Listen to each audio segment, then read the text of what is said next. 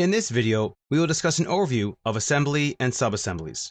If you'd like to follow along with this video, please open the file assembly and subassembly overview.dwg located in the training folder as discussed in the Working with this Dataset video. So what is an assembly and what are subassemblies?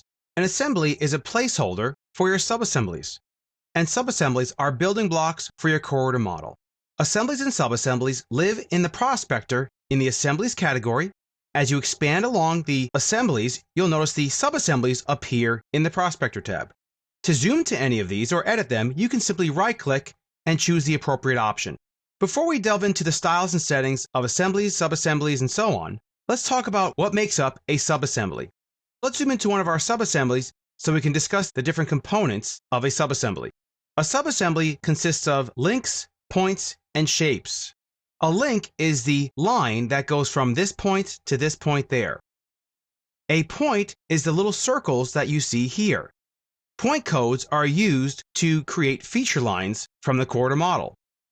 Lastly, we have shapes, which are the shapes themselves that are used for material volume calculation. So as with everything in Civil 3D, there are styles and settings that tell Civil 3D how to display those different parts of the subassembly.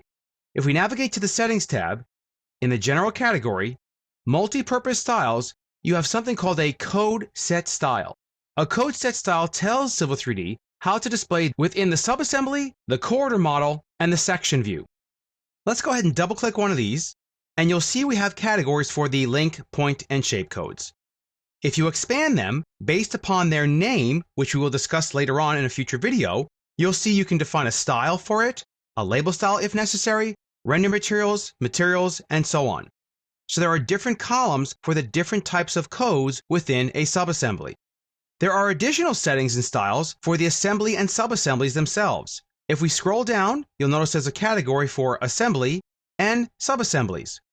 Assembly styles are pretty simple. They're just the placeholder, which is the line and the insertion point for the assembly itself. However, the subassembly doesn't contain many styles. The code set style pretty much takes care of all the view definitions in the section, core order, and assembly view. However, there are some command settings that you should be aware of. If we go ahead and double-click Create Subassembly tool, one in particular is under Subassembly Options.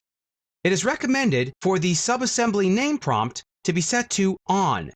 That way, as you add subassemblies to assemblies, it'll prompt you for a name, making it easier for you to eventually use them when you have transitions and you need to target a specific subassembly.